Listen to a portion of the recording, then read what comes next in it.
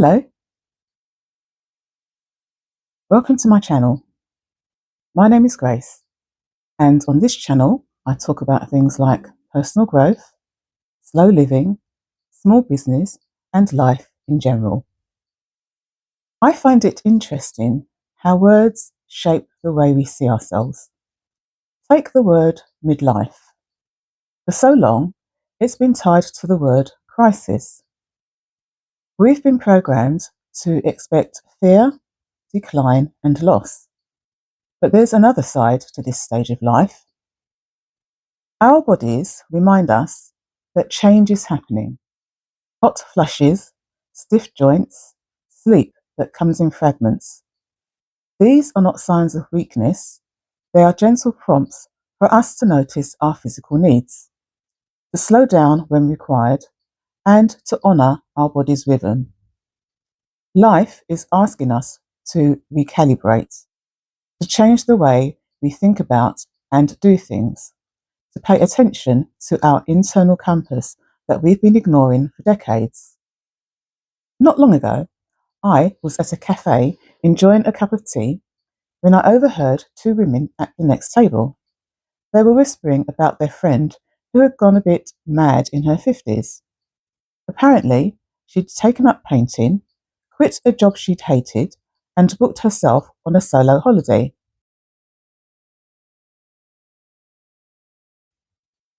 I just smiled quietly into my cup because, to me, that doesn't sound mad at all.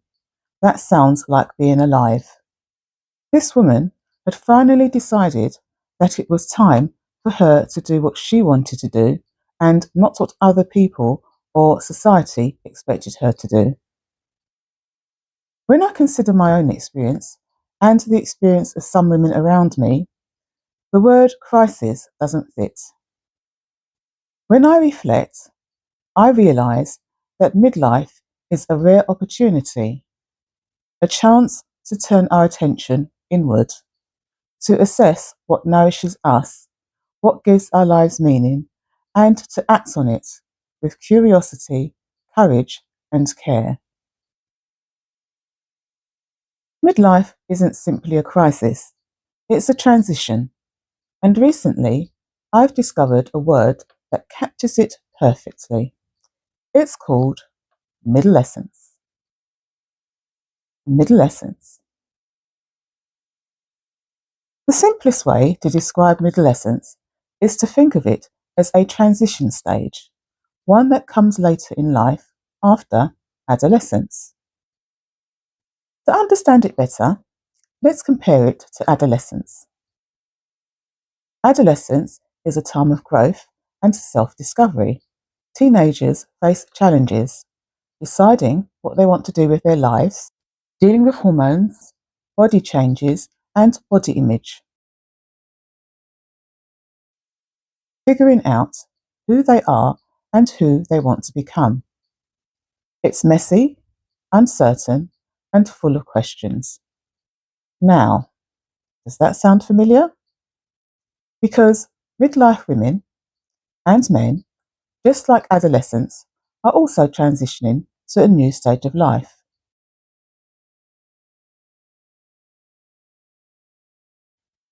We face the same kind of challenges: hormone changes, body changes, questions about identity, purpose, and direction. But here's the difference: we're not starting from scratch. We're not arriving at midlife empty handed. If we've lived our lives well, we arrive with decades of lived experience and wisdom, and also with resilience. And that makes all the difference. In midlife, our bodies do signal the passage of time, but these signals can also guide us. They remind us to slow down, to listen, and to honour ourselves in ways we haven't before. Not so long ago, I was shopping for skincare products, and the assistant cheerfully asked if I was looking for anti-aging products. Without thinking, I laughed and said, "I'm not anti-aging, I'm very much pro-aging." She blinked at me, surprised. But I realised that's the heart of it. Aging isn't the enemy. Midlife isn't the enemy. It's society's fear of change, especially when it comes to women. That's the real problem. Looking back at adolescence. Think back to your teenage years. Do you remember the mix of excitement and uncertainty? One moment you felt invincible, the next terrified because you had no idea who you would become. I remember standing in the shop, staring at a row of clothes, wondering, should I buy something I like? Something that makes me look older? Or something trendy that my friends would approve of? I spent so many of those years trying to fit into versions of myself that weren't quite me yet. And then there were the hormones, moods and emotions bubbling up out of nowhere. That's adolescence in a nutshell. Dramatic, messy, uncertain. But we survived it. We stumbled our way through, and in the process, we grew. Middlescence, a parallel journey. Now, here we are again. And when I reflect back, it seems familiar. The uncertainty, the questions, even the hormonal changes. But this time, we're not adolescents, we're in middlescence. I remember a friend who left a long-term career in her 50s. She said, "It feels like starting over, but I'm so much calmer this time, and I don't care what other people think." That's the gift of middlescence. It mirrors adolescence, but gives us the added bonus of life experience and wisdom. Our hormones and mood swings echo those of teenage years, but unlike then, now we have perspective. We know these changes don't define us, they're just part of life's journey. Crisis versus transformation. Why does society insist on calling this stage a crisis? Maybe because we've been conditioned to see aging as decline. Maybe because we might feel restless and unsure of what's next. Maybe because change feels unsettling. Some people feel so unsettled or dread the thought of aging, so they go back and try and recapture their youth in some way. Moments like these can feel like a crisis, but once we understand this stage, we can realise that this is also a time where a possible crisis and transformation meet. Midlife does have its challenges, but these challenges don't have to turn into a crisis. It is a time where life is doing what it always does. It shifts us, it evolves us, it asks us to change and grow. If we resist change, it can feel unsettling. But if we pause, we can realise that moments like these are openings, invitations to reflect, to question, to adjust, and to step into clarity. These moments become openings for growth, self-knowledge, and deeper fulfillment. There was a woman who said, "My so-called crisis was just me realising that I didn't need or want to spend the rest of my life doing what didn't make me happy." That's not a crisis, that's wisdom. There was another woman who sold her house and moved into a small flat by the sea. Some people thought she'd lost it, but when she spoke about her new life, her face lit up and she glowed. She told me, "This isn't me falling apart. This is me finally living." The myth of crisis exists because people misunderstand midlife growth and the aging process. Middlescence isn't falling apart, it's falling into place. What we carry into middlescence. This is what makes middlescence different. We're not entering this stage empty-handed. We arrive with decades of skills, lived experience, and quiet strength. We know how to navigate relationships. We've survived heartbreaks, job changes, and family dramas. We've learned resilience the hard way. When we are feeling unsettled or unsure about where we are going or what's coming next, we should look back and remember our past experiences and also how resilient we are. These experiences should be our anchor. I often think about the times at work when I used to stay quiet in meetings, even when I had an idea.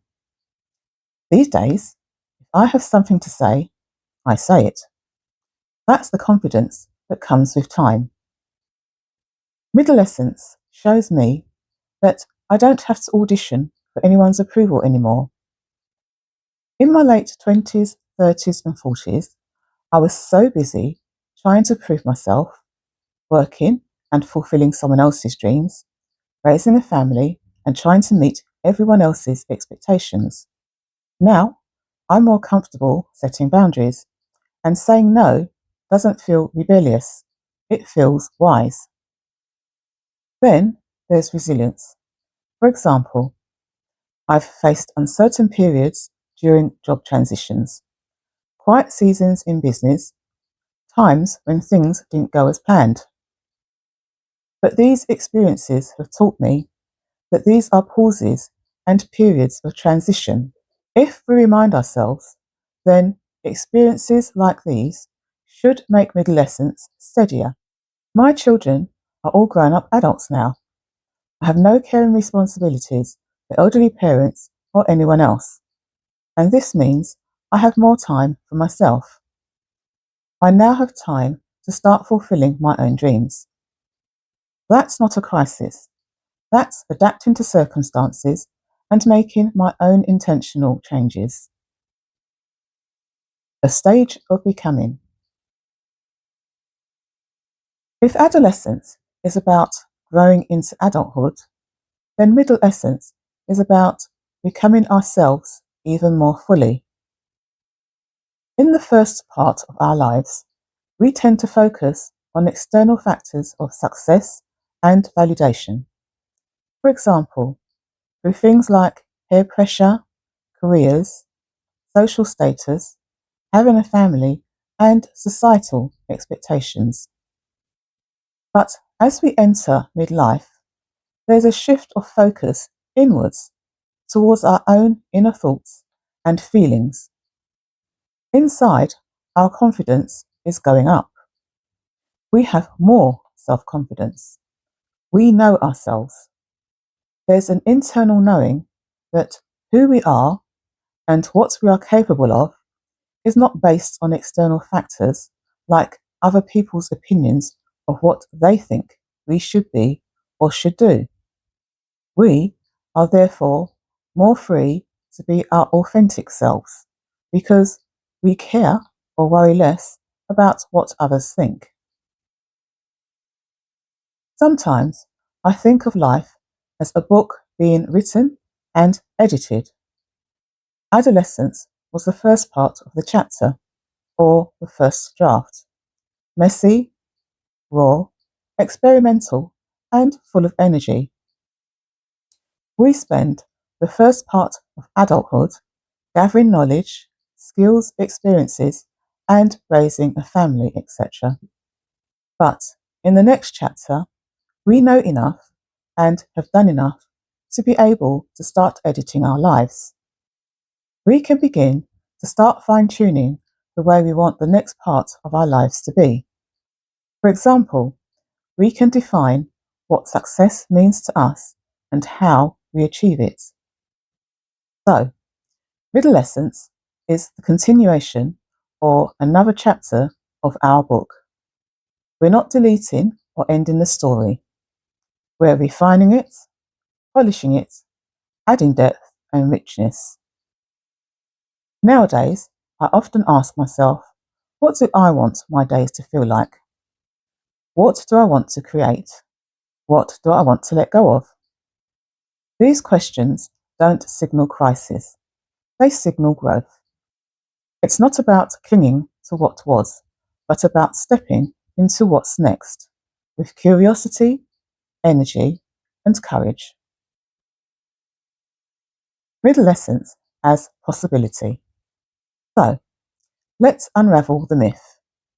Midlife is not a crisis. It's not an ending, it's middlescence, a powerful stage of transition and growth. A chapter of curiosity, creativity, and possibility.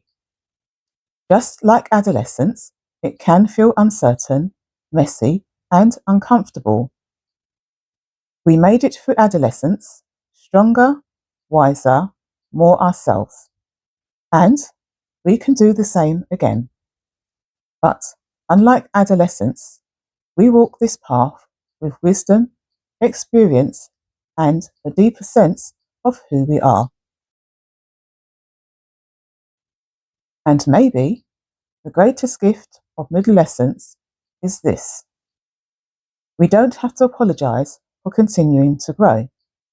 We don't have to shrink, explain, or fit anyone else's expectations. We can simply grow wisely in our own way at our own pace. When I think of middlescence, I don't see decline. I see vibrancy. I see women stepping into their lives with clarity, humour, boldness, curiosity, and excitement. I see us living more freely, more truthfully, more fully than ever before. Perhaps it's time for society to reframe its perception of midlife, to stop referring to it as a crisis and to refer to it as middlescence.